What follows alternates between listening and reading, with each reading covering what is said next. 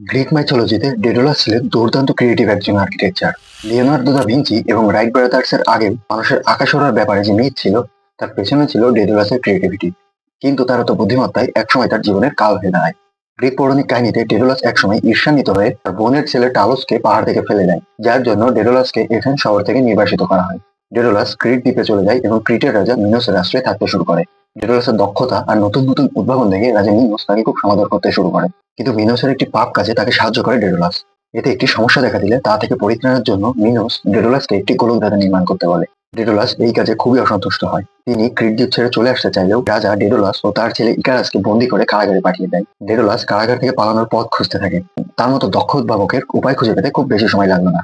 পাখির পালক ও মোম দিয়ে ডানা বানিয়ে তিনি ও তার ছেলে কারাগারের উপর দিয়ে উড়ে পালিয়ে গেলেন। ডেডালাসের ছেলে অনেক উঁচুতে উঠতে শুরু করে। একসময় মোম গলে ইকারাসের ডানার পালক আলগা হয়ে পড়ে।